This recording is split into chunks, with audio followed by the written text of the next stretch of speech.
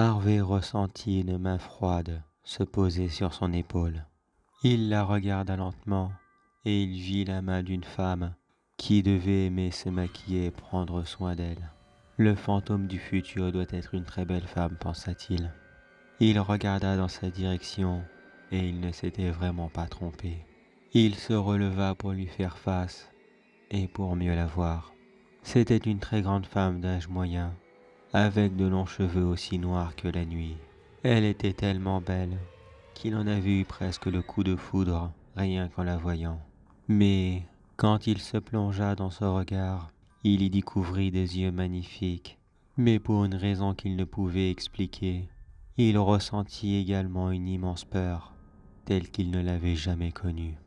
Vous êtes le fantôme du futur, j'imagine? Le fantôme le regarda sans aucune expression dans le visage. Tu as trouvé ça tout seul? Dépêche-toi. Nous avons beaucoup à faire, et je n'ai pas toute la nuit pour toi. Harvey attendit qu'elle lui donne la main comme les deux précédents, mais l'esprit ne bougea pas d'un pouce.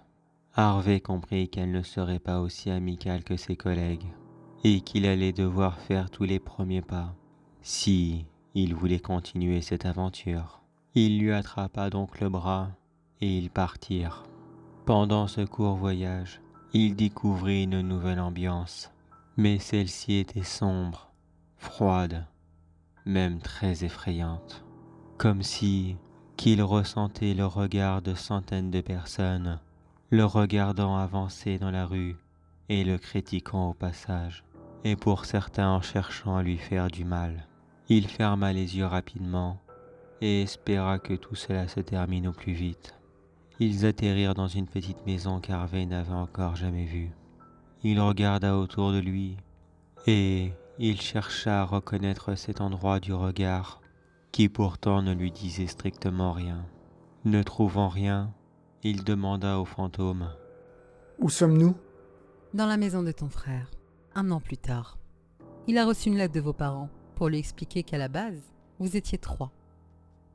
Mais vu qu'ils n'avaient pas de nouvelles de toi, ils ont décidé de te déclarer mort. Cette nouvelle l'a complètement brisé. Lui qui était déjà très fragile d'esprit. Il est dans sa chambre si tu veux le voir.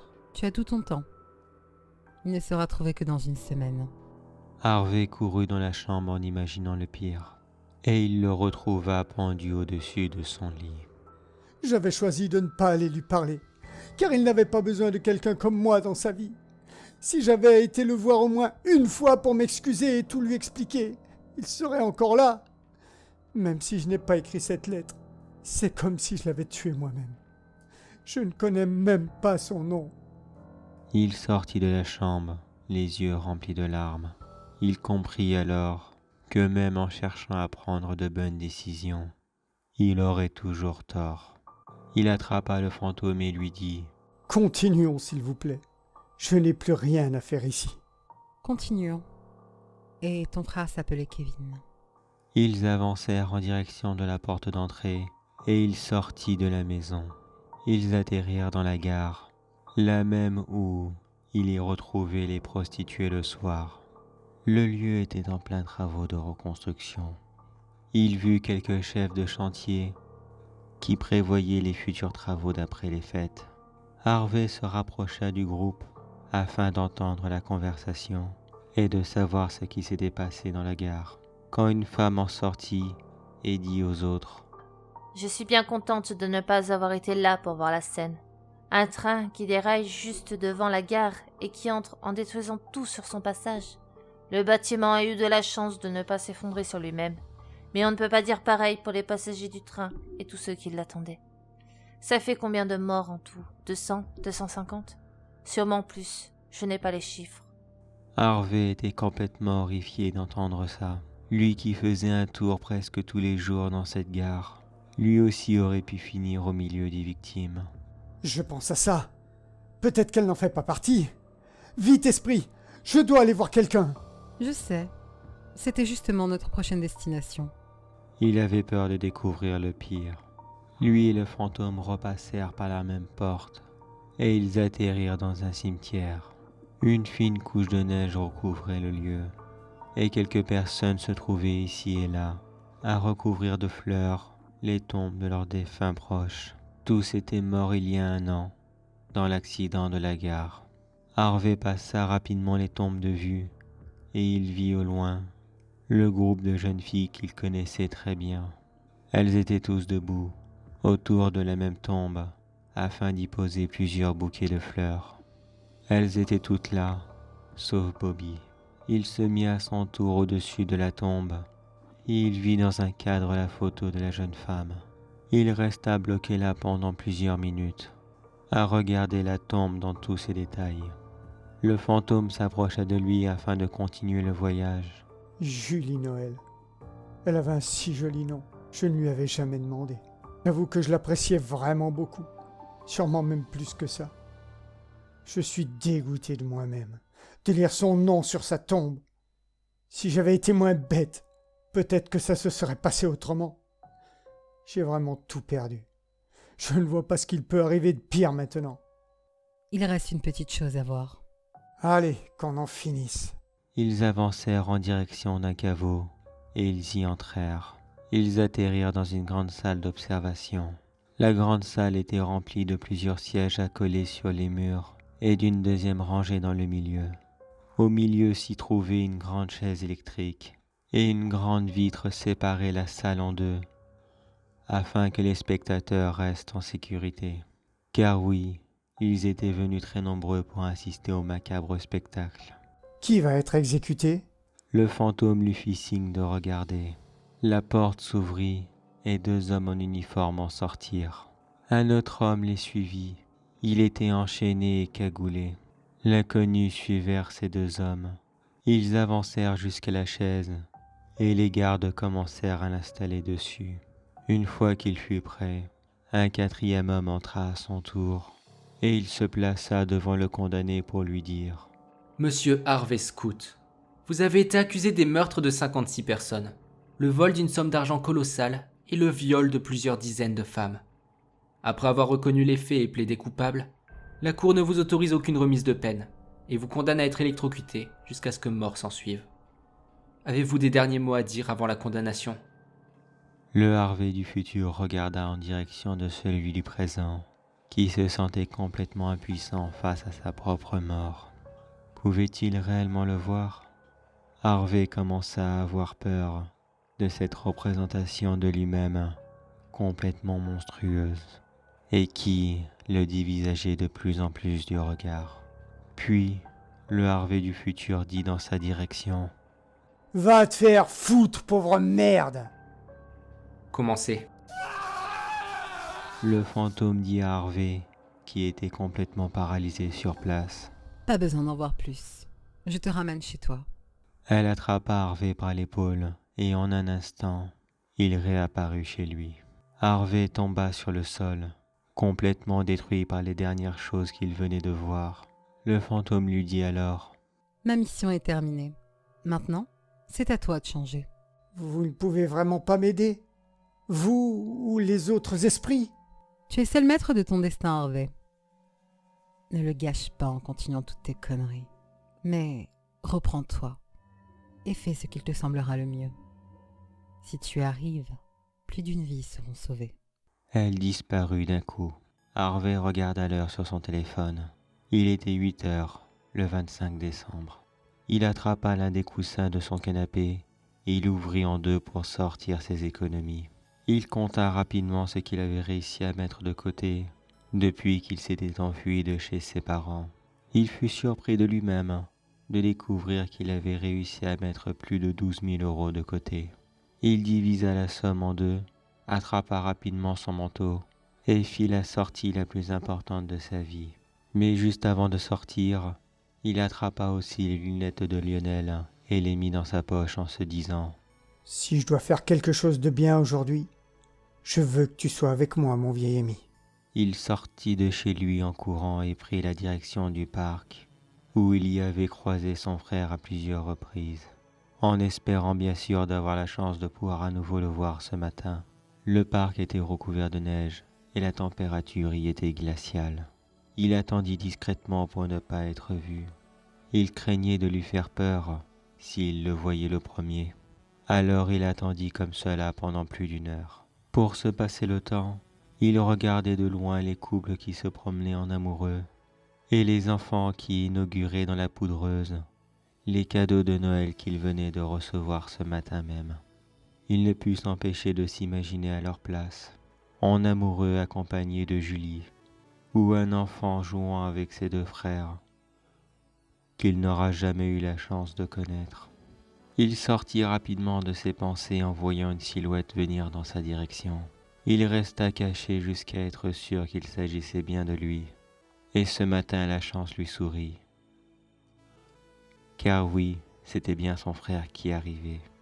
Il avançait tête baissée, afin de se protéger le plus que possible du froid, car il ne portait qu'un simple manteau fin et un bonnet bien trop petit pour lui.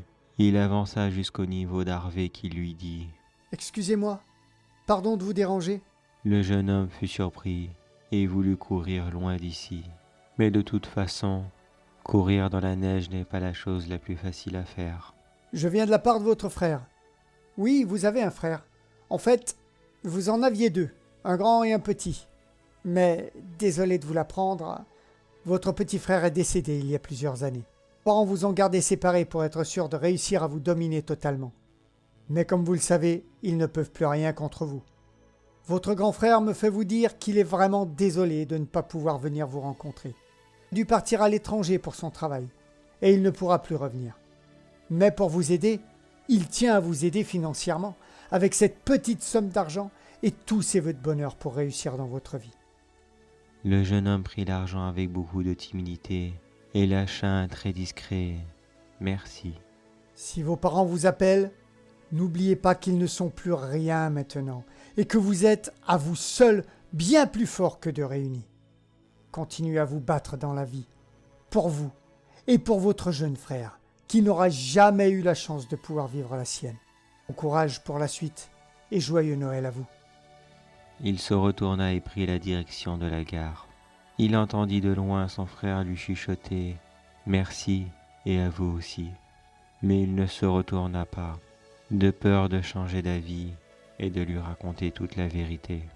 Il n'avait peut-être pas été honnête avec lui, mais avec 6 000 € en poche et la peur de leurs parents en moins, il aura de quoi être tranquille pendant un bon moment.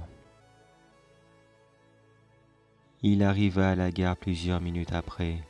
Par chance, elle était encore en un seul morceau. Il courut en direction de Julie, qui était là, à attendre dans son coin habituel. Bobby, enfin je veux dire, Julie, désolé de ne pas être venu hier soir, mais j'ai eu une visite surprise que je ne pouvais pas refuser. Salut Harvey. En fait, non, je ne t'en veux pas. J'étais très énervée hier soir. Mais ton absence m'a permis de passer une très bonne soirée avec mes parents. Du coup, j'ai plus envie de te dire merci de m'avoir foutu la paix pour une fois. Ils échangèrent un petit rire ensemble, puis Harvey reprit. Je sais qu'il n'y avait rien entre nous deux, mais je dois t'avouer que j'aurais bien aimé. Mais je n'ai vraiment plus le temps maintenant. Mais pourquoi tu me dis ça maintenant?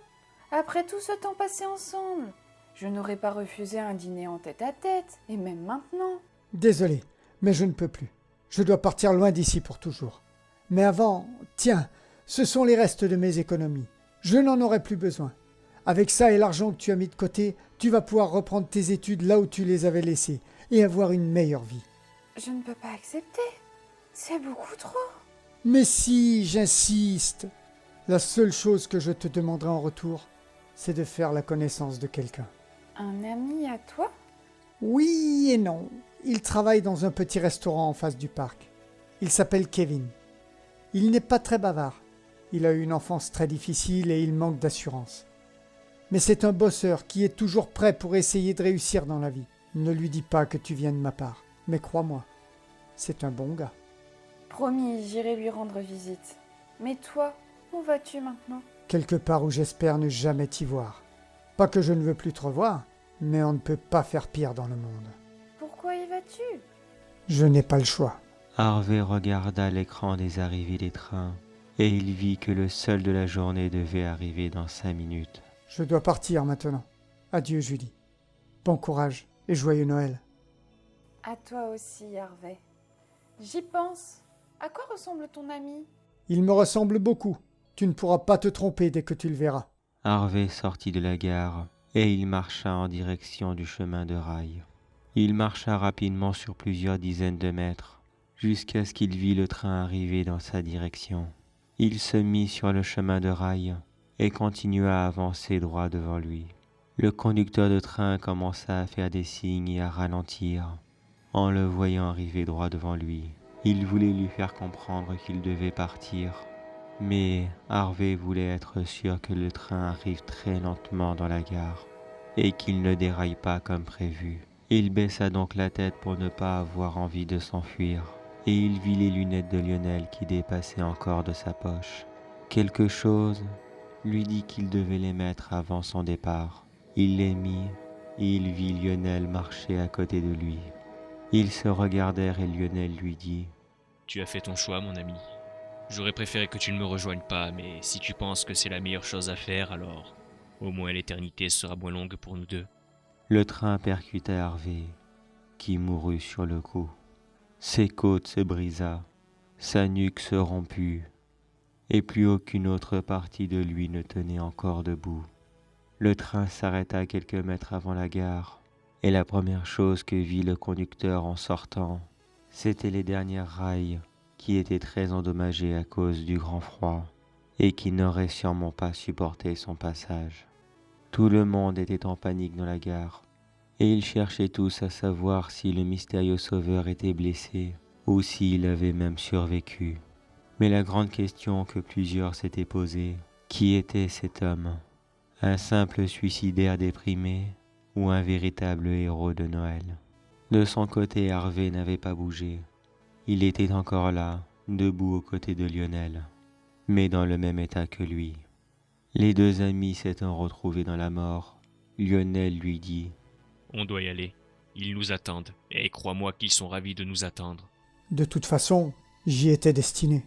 Juste avant de partir, un grand homme vêtu de noir et d'un chapeau de forme apparut devant eux. Ils se regardèrent surpris, et Harvey demanda « Qui êtes-vous » ? Je suis le gérant des fantômes de Noël. Il n'y a pas qu'un seul groupe dans le monde, et je suis ravi de voir que celui-ci a bien réussi sa mission. Pourtant, c'était leur première. Que nous voulez-vous ? Je viens vous chercher. Après avoir sauvé la vie de plusieurs centaines de personnes, et le jour de Noël, vous n'avez pas votre place en enfer. Mais vous ne l'avez pas non plus au paradis avec votre passé criminel. Du coup, vous n'avez que deux choix. Restez ici sur Terre, aérés sans but, ou venez avec moi et devenez des nouveaux fantômes de Noël pour continuer à faire le bien. Et peut-être un jour, gagner votre place au paradis. Les deux amis se regardèrent de nouveau, et il se dit Qu'en penses-tu? Maintenant qu'on a commencé une nouvelle vie, enfin, plutôt mort, de bonnes actions, autant continuer. Oui, remarque, maintenant qu'on sait comment faire, on aura un vrai boulot, et dans lequel on sera fier d'y être. Je suis ravi de l'entendre. Maintenant, dites au revoir à ce monde. Vous le retrouverez l'année prochaine, et à la même date.